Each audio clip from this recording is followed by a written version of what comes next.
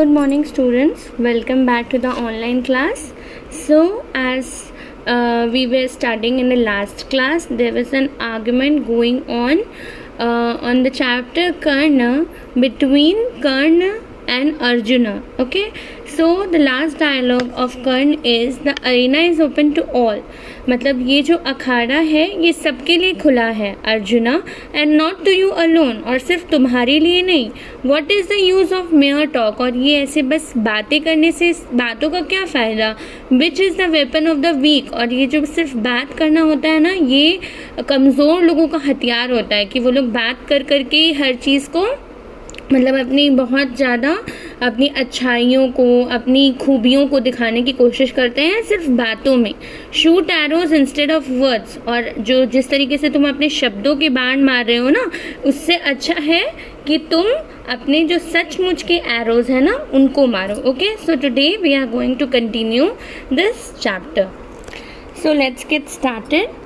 So now the dialogue continues. The two men prepare to face each other. तो वो दोनों कर्ण और अर्जुन अपने आप को तैयार कर लेते हैं किस चीज़ के लिए, वो लोग युद्ध करने वाले थे. ओके, जो कंपटीशन उनके बीच में होने वाला था उसके लिए दोनों खुद को प्रिपेयर कर लेते हैं.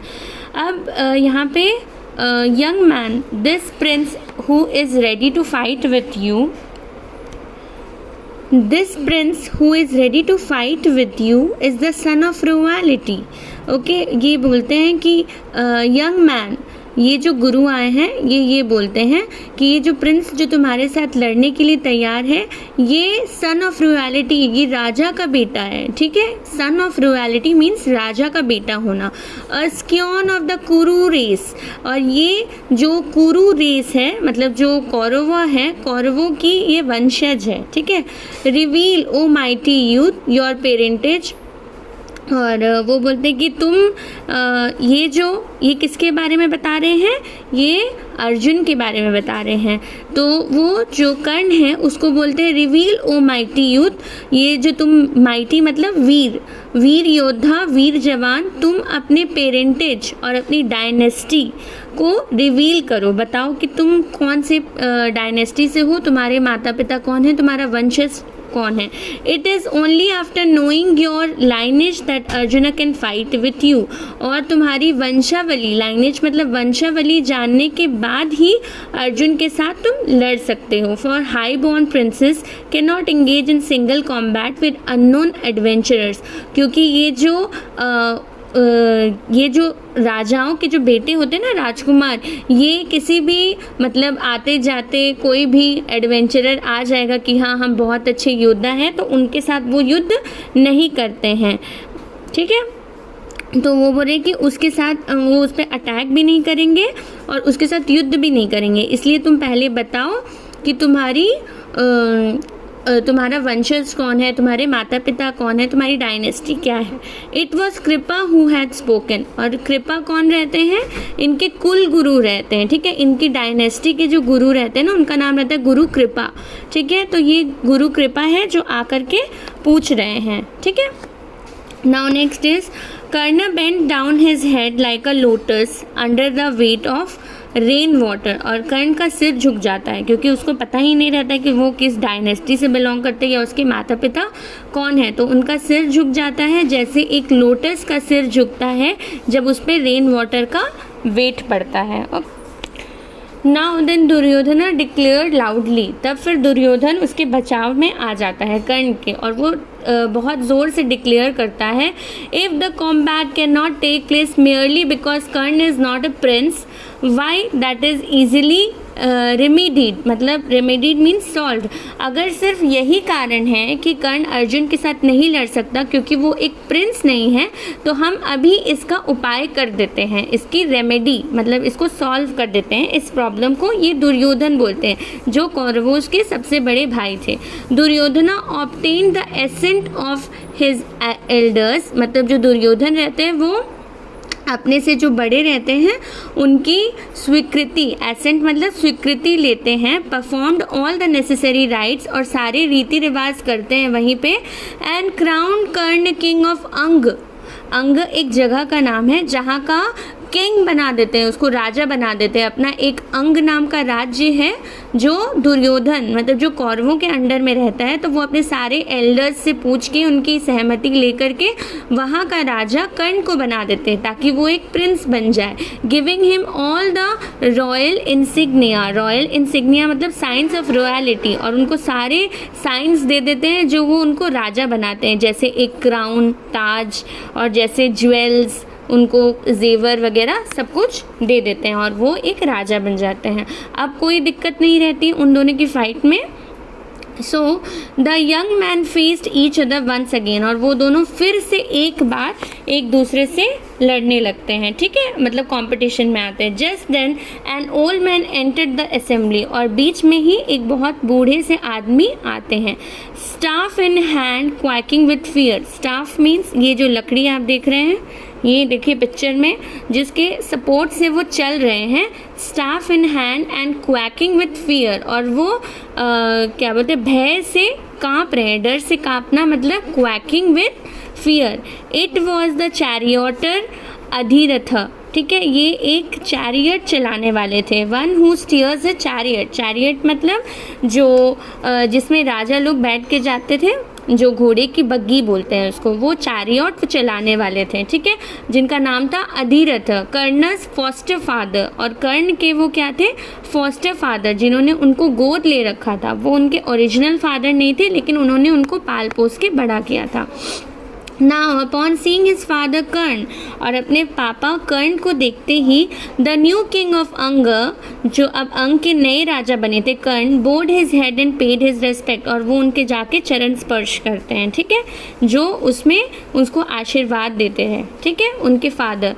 At this side Bhima road with laughter, और ये देखते ही भीम जो रहते हैं, भीम भी भाई रहते हैं किसके, पांडवास के, भीम बहुत ज़ोर ज़ोर से हंसने लगते हैं, ठीक है।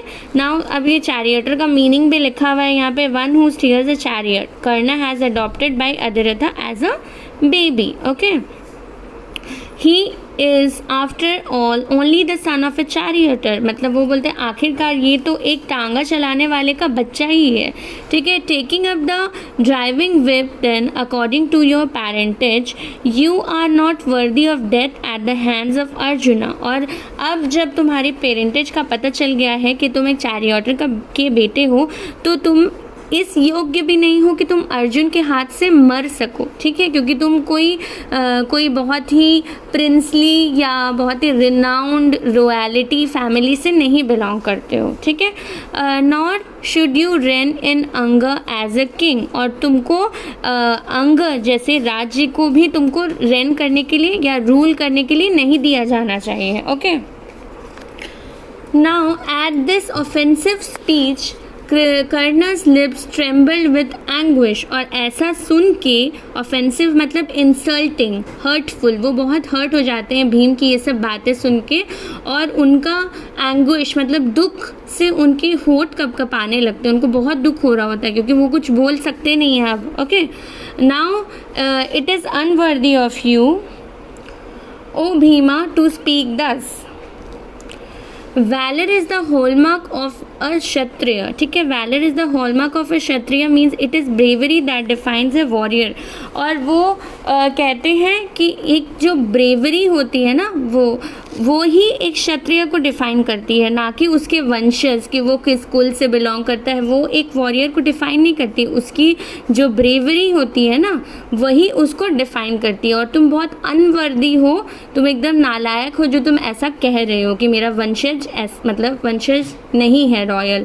And there is not much sense in tracing great heroes and mighty rivers to their source, और ये कोई सेंस नहीं बनता इस बात का कि तुम एक ग्रेट हीरो को फाइंड करोगे उनका वंशज देखे कि उनके माता पिता कौन है, ये ग्रेट हीरो को डिफाइन नहीं करता।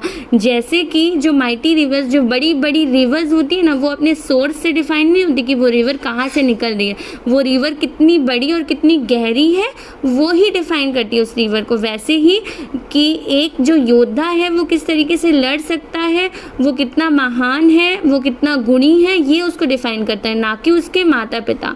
I could give you hundreds of instances of great men of humble birth, और वो कहता है कि मैं तुमको 100 से भी ज़्यादा एग्जाम्पल्स, इंस्टांसेस मतलब एग्जाम्पल्स दे सकता हूँ जो महान लोग बने हैं, महान योद्धा बने हैं, जिनका वंशज कोई राज्य वंशज नहीं था. Okay, now look at this warrior, his form and bearing and his skill with weapons. Unworthy of being king of Anga, do you say? I hold him worthy to rule the whole world. अब दुर्योधन आ जाते हैं और वो कहते हैं कि इस warrior को देखो, मतलब इसके फॉर्म को देखो, इसके पॉस्चर को देखो. The manner in which one conducts और कैरीज वन सेल्फ. ओके, जो अपने आप को वो बियर करते हैं, अपने आप को वो कैसी कैरी करते हैं, इंक्लूडिंग पॉस्चर एंड जेस्चर. और इनके स्किल्स को देखो, जैसे ये वेपन्स चला सकते हैं. तुम इसको अनवर्दी बोलते हो, नालायक बोलते हो अंग को रूल करने के लिए, अंग जैसे राज्य को रूल करने के लिए, और हम इसको लायक समझते हैं कि ये पूरी दुनिया को ही रूल कर सकते हैं. ठीक है. Now saying this Duryodhan stormed away with Karna. और ये इतना ही बोल के दुर्योधन अपने रथ पर बैठाकर कर्ण को अपने साथ ले जाते हैं. ठीक है. Karna continue to be a friend and follower of the Kauravas. और कर्ण क्या होता है कि वो फॉलोअर और फ्रेंड दोनों बन जाता है कौरवों का. His friendship and loyalty, loyalty मतलब निष्ठा. ठीक है. Towards Duryodhana remained अनशेकन. और वो दुर्योधन के प्रति उसकी जो निष्ठा थी, उसकी जो दोस्ती थी, उसको कोई कभी नहीं हिला पाया. Until he was killed. और जब तक वो मारा नहीं गया कुरुक्षेत्र की लड़ाई में अर्जुन के द्वारा. ठीक है. और ये adapted from the retelling of the Mahabharata. और ये महाभारता का एक हिस्सा है, एक एपिसोड है जो महाभारत जैसी एपिक से लिया गया है. Okay, I hope this is clear to you. And still if you have any doubt in this chapter, you can ask me personally. And I have told about the homework in the last class that you have to write all the word meanings, including the sentences, and send me personally, but nobody had sent me yet. Tomorrow I want the homework done by all of you, and in the next class I will give the question answers of this chapter. Thank you.